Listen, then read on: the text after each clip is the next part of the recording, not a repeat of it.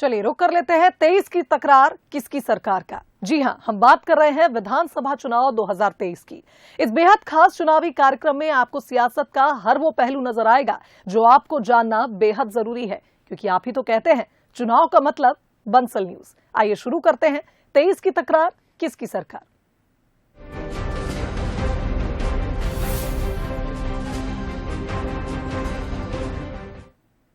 चलिए सबसे पहले बात इलेक्शन टुडे की। इलेक्शन टुडे में वो खबर जो सुर्खियों में रही, तो बात पीसीसी चीफ कमलनाथ की अब कर लेते हैं। कमलनाथ के बयान इन दिनों खूब सुर्खियां बटोर रहे हैं और अब ये कांग्रेस की स्ट्रैटेजी है या कुछ और, ये तो आने वाले दिनों में ही साफ हो जाएगा। लेकिन इतना तय है कि मध्य प्रदेश की सियासत में कमलनाथ के बयान पर जमकर चर्चा हो रही है। वहीं इन बयानों पर बीजेपी भी कांग्रेस को घेरती नजर आ रही है। फिर सुर्खियों में कमलनाथ, क्या कांग्रेस का है यह नया प्लान?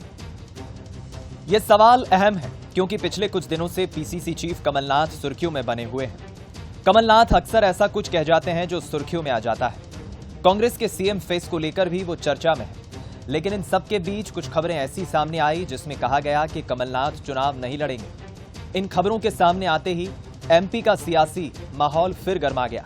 बीजेपी से हमले तेज हुए तो कमलनाथ को खुद सामने आकर इस पर सफाई देनी पड़ी।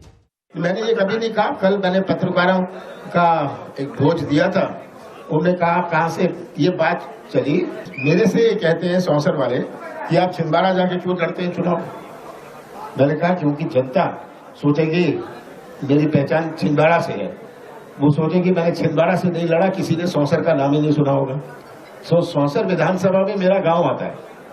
मैंने कहा मैं क्या करूंगा, मैं कहां से लड़ूंगा। ये बात कही, ये उस संदर्भ में थी। किसी ने मेरे से पूछा कि आप मुख्यमंत्री बनेंगे तो क्या आपके पहले कदम होंगे। मैंने कहा मैं मुख्यमंत्री बनने की खोज में नहीं हूं, मैं मध्य प्रदेश के भविष्य को सुरक्षित करने की खोज में हूं। मेरा लक्ष्य मध्य प्रदेश का भविष्य है। मैंने अपनी जवानी समर्पित कर दी मध्य प्रदेश को, वो मेरा लक्ष्य है। कोई मुख्यमंत्री बनने का मेरा लक्ष्य नहीं है, पहले तो चुनाव जीतना है ना। कमलनाथ ने यह तो साफ कर दिया कि वो चुनाव लड़ेंगे, लेकिन चुनाव नहीं लड़ने वाली खबर पर बीजेपी उन पर निशाना साध रही है। बीजेपी ने तो कांग्रेस की तुलना कोरोना तक से कर दी। दरअसल कांग्रेस का ये रोग भी कोरोना टाइप का रोग होता जा रहा है, तो मुझे नहीं लगता कि आदरणीय कमलनाथ जी इससे बच पाएंगे। जैसे कोरोना अपना स्वरूप बदल देता था, उसका वेरिएंट बदल जाता था, ऐसे ही कांग्रेस में भी लोग बदल बदल के कमलनाथ जी पे अटैक कर रहे हैं और इसी सब से पीड़ित होकर, क्योंकि पानी अब सर से ऊपर हो गया है, तो उन्होंने इसकी मना की होगी। राजनीतिक विश्लेषकों का मानना है कि जिस तरह से कमलनाथ सुर्खियों में बने हुए हैं, उससे यह लगता है कि कांग्रेस की किसी रणनीति का यह हिस्सा हो सकता है। विधानसभा चुनाव से पहले कांग्रेस कोशिश कर रही है कि वो कैसे भी लोगों के बीच चर्चा का विषय बनी रहे। कांग्रेस ये भी भलीभांति जानती है कि कमलनाथ के बयान पर बीजेपी जरूरी प्रतिक्रिया देगी और शायद यही वजह है कि कमलनाथ ऐसे बयान दे रहे हैं, जिसके बाद एमपी की सियासत कांग्रेस के इर्द गिर्द घूमने लगती है। Bureau report, Bansal news. और अब बारी है हमारे बेहद खास सेगमेंट बूथ बाजा की। बूथ बाजा में आज चलते हैं रीवा की गुण विधानसभा। इस सीट पर बीजेपी के नागेंद्र सिंह का कब्जा है। बीजेपी एक बार फिर जीत की तैयारी में जुटी है, तो वहीं सपा और निर्दलीय चुनाव लड़े कपिध्वज सिंह कांग्रेस की ओर से मैदानी जमावट करने में जुटे हुए हैं। तो चलिए जानते हैं गुड़ का सियासी समीकरण। नमस्कार, बंसल न्यूज के खास चुनावी कार्यक्रम बूथ बाजा में आपका स्वागत है। मैं हूं अंचल शुक्ला और आज हम रीवा जिले की गुड़ विधानसभा सीट में आ पहुंचे हैं, जहां पर हम जनता की नब्ज टटोलने की कोशिश करेंगे कि आखिर 23 की तकरार में उनका जनादेश किसे मिलने वाला है। तो आइए चलते हैं और टटोलते हैं यहां के जनता या वोटर की नब्ज। रीवा जिले की गुड़ विधानसभा नए और विकसित मध्य प्रदेश की तस्वीर है। यहां मौजूद है 750 मेगावाट का सोलर प्लांट, तो साथ ही मध्य प्रदेश की सबसे बड़ी सुरंग मोहनिया घाटी टनल भी यहां पर स्थापित है। रीवा से सीधी तक जाने वाली 7 लेन सड़क सुरंग को 1000 करोड़ की लागत से बनाया गया है। बावजूद इसके क्षेत्र में सड़क, शिक्षा और पानी की मांग लंबे समय से मुद्दे बने हुए हैं, जो इस बार सियासी दलों को परेशानी में डाल सकते हैं। तो बीजेपी को देंगे। क्यों? बीजेपी ने काम किया। क्या काम किया है आपके गुड़ यहाँ में? तो कौन सा काम? हमारे गुड़ में जो भी विकास हुआ सिर्फ बीजेपी का है। महाविद्यालय है, कॉलेज है और ये पानी की सुविधा है, टंकी है। यहाँ यही रोड जो बन रही है। ये 15 साल के बीजेपी के शासनकाल का है, चाहे अस्पताल हो, चाहे कॉलेज हो, चाहे तहसील हो, चाहे स्कूल हो, चाहे कुछ भी लिफ्ट योजना हो, जो भी काम हुआ है तो माननीय शिवराज सिंह जी के नेतृत्व में जब से सरकार बनी तब से ये काम हुआ। कि मैंने कांग्रेस को भी देख चुका है, इसके पहले कांग्रेस की भी मतलब विधायक यहाँ से माननीय सुंदरलाल तिवारी जी हो चुके हैं, तो उनके भी कार्यकाल में कुछ खास नहीं था। और जो वर्तमान विधायक हैं वो लगातार आज गुड़ से अपने 4 वर्ष से विधायक, 4 पंचवर्षीय से विधायक हो रहे हैं। 3 पंचवर्षीय तो लगातार हुआ है उनका, वर्तमान में चल ही रहे हैं। उनकी तो ऐसी उपलब्धि है को गिनाया जाए तो पन्ने भर जाएंगे। इस बार हम लोग पूरा मन बनाए कि क्षेत्रीय विधायक हो, अपने गांव का, अपने क्षेत्र का हो, और उनसे अच्छा कुछ नहीं है। और हम युवा हैं, ना हमारे लिए कोई खेल का मैदान है और बेरोजगारी बहुत है, पढ़ा लिखा इंसान घूम रहा है, कुछ भी नहीं है। ठीक है ना, चुनाव आवे दे और जो व्यक्ति काम करिए उसको वोट दे। मन बना है किया, जैसे मान ले बीजेपी है, बीजेपी के दे, फिर हाँ बीजेपी के दे, जो हमारा काम कर रही है उसको हम दे। हाँ, गल्ला दे रहे हैं, पैसा बस वाला घर बनवा, गैस दे रहे हैं, सब तो दे रहे हैं, सब सुविधाएं। हाँ। तकरीबन 2 लाख मतदाता वाली गुड़ विधानसभा में ऐसे तो ब्राह्मण वर्ग के सबसे ज्यादा वोटर हैं, लेकिन इस सीट पर SC और ST कार्ड हावी है। बात सियासी इतिहास की करें तो विधानसभा में त्रिकोणीय मुकाबला देखने को मिलता है।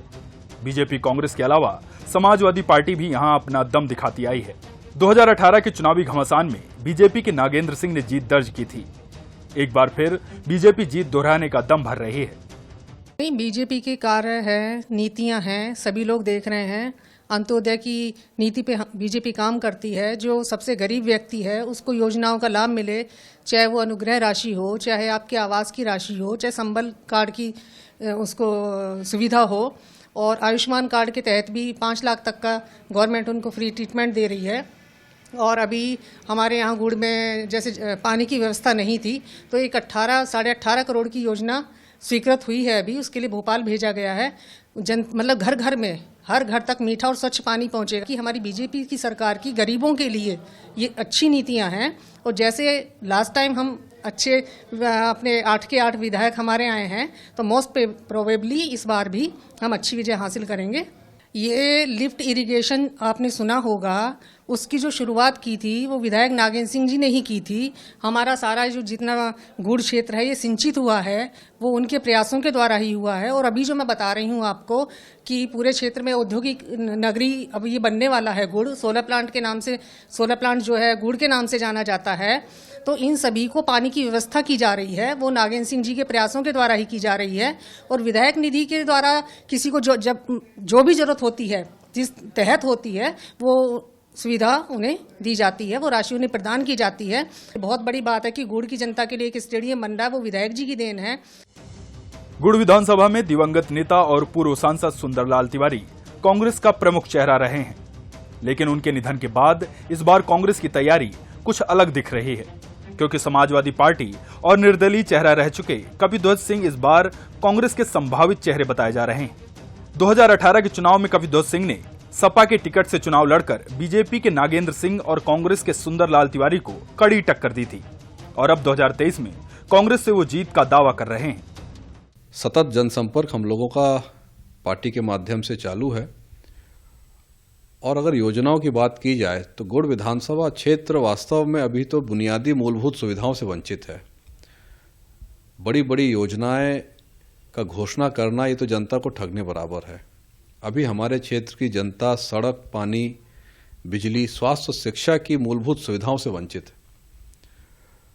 तो अभी हम लोगों का तो प्रयास यही है कि प्राथमिक स्तर पर मूलभूत सुविधाएं गुड़ विधानसभा क्षेत्र की दुरुस्त की जाएं और जनता को अच्छा वातावरण, अच्छा माहौल दिया जाए।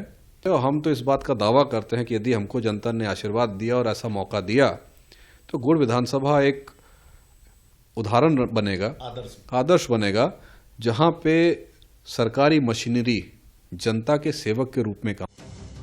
त्रिकोणीय मुकाबले और जातिगत समीकरणों के बीच गुड़ में किसका सिक्का चलेगा ये तो वक्त बताएगा, लेकिन 23 की तकरार जरूर दिलचस्प होगी।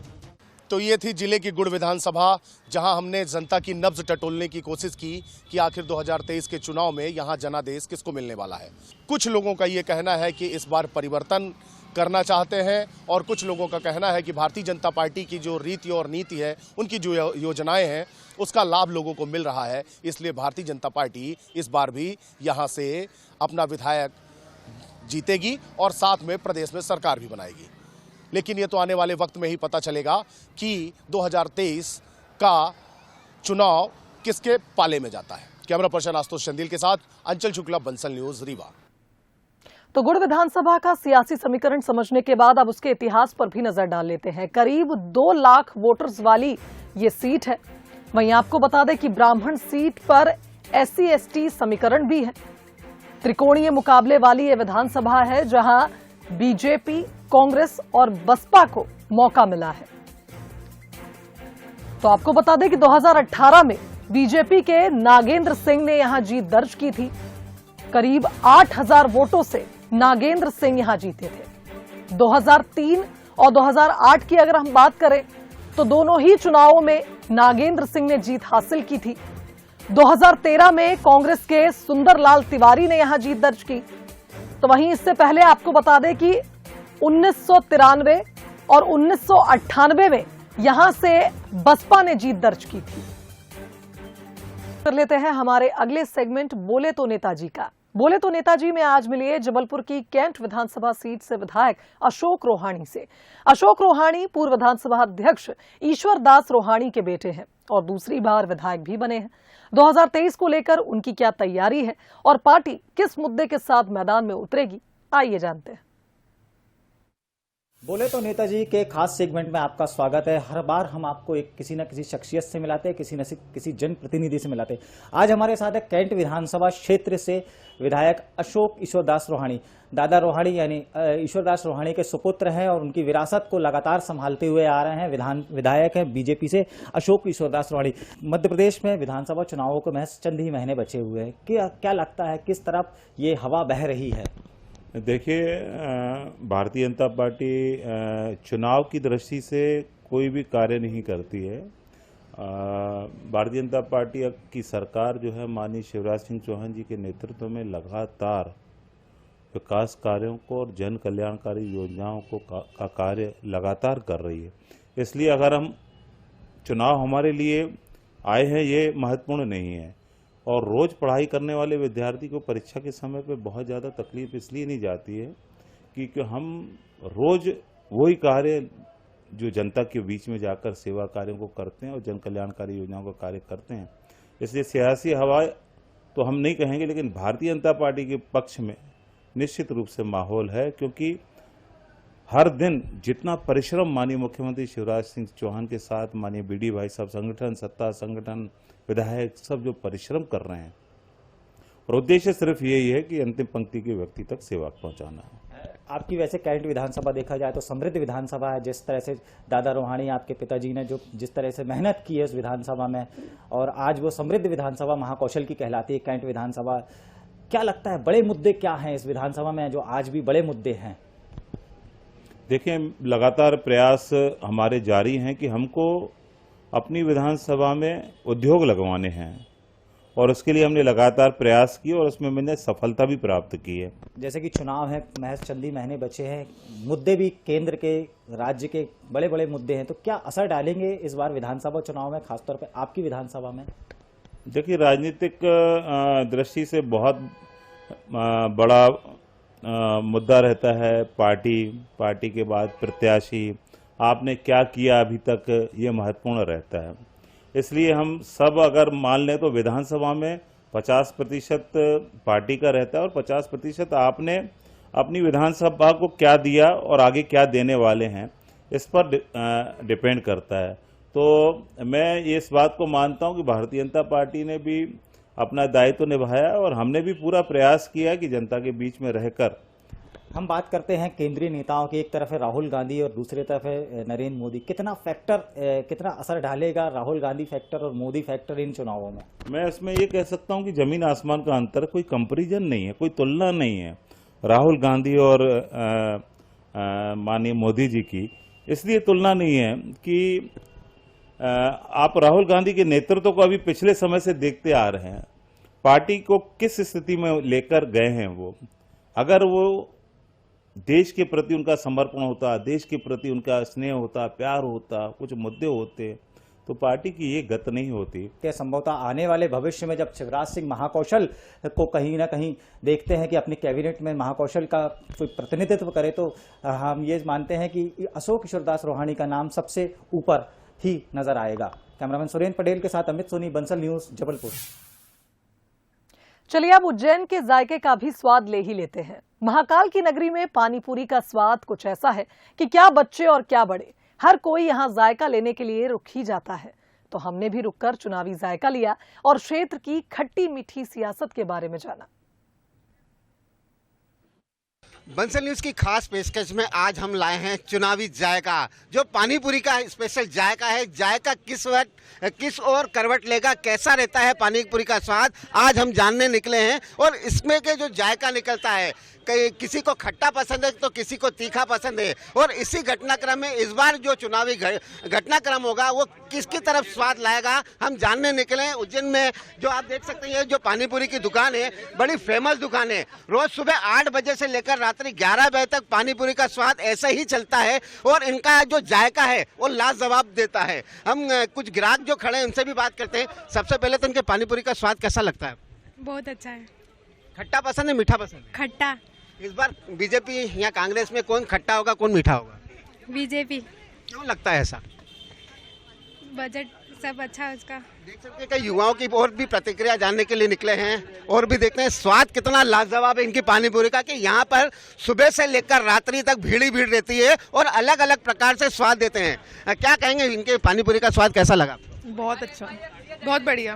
खट्टा है, मीठा है? खट्टा मीठा दोनों। इस बार चुनाव आना है, चुनाव में क्या लगता है कि खट्टा रहेगा या मीठा रहेगा? क्या लगता है कि किस वक्त कौन सी पार्टी काम करती है?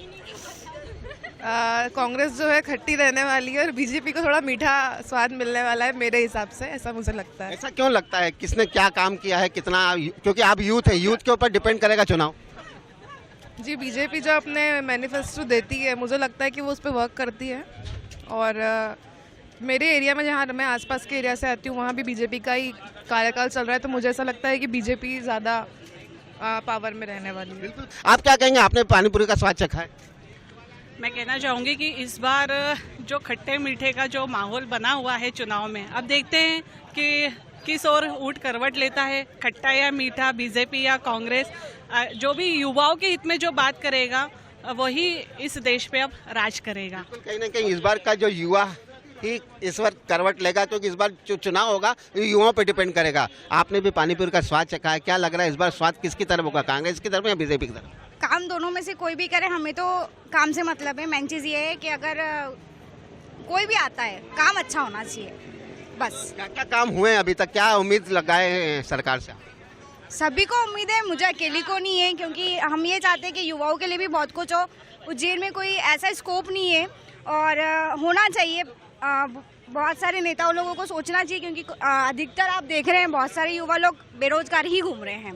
तो बस यही बनती है कि बेरोजगारी पे ज़्यादा फोकस रहे इन लोगों का, बस। Thank you. कहीं ना कहीं युवाओं की अलग अलग प्रतिक्रियाएं और भी लोगों से जानने की कोशिश करते हैं, क्योंकि चुनावी स्वाद में हम निकले हैं तो जायका तो बनता है। और खास बात यह कि इनकी जो फेमस पानीपुरी की स्वाद है, ये अलग अलग प्रकार से पानीपुरी बना के देते हैं। कोई आलू में खाता है, तो कोई तीखा खाता है, तो कोई मीठा खाता है। और भी आप देख सकते हैं जितने भी युवा खड़े हैं, सबको इनके स्वाद की जो तारीफ है वो करते ही बनती हैं। भैया, आपने भी पानीपुरी का स्वाद लिया, क्या कहेंगे इनकी पानीपुरी का? बहुत बेस्ट है, सबसे अच्छी लगी। मैं फर्स्ट टाइम आया हूँ, बहुत अच्छी लगी मुझे।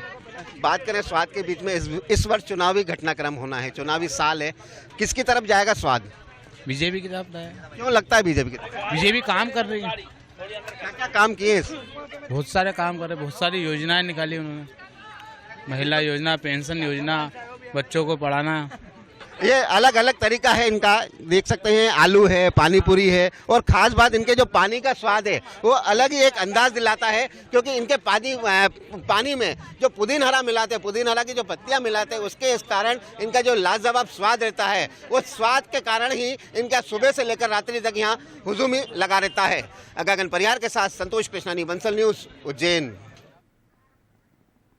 तो इसी के साथ हमारी खास पेशकश में फिलहाल इतना ही। दीजिए इजाजत, नमस्कार।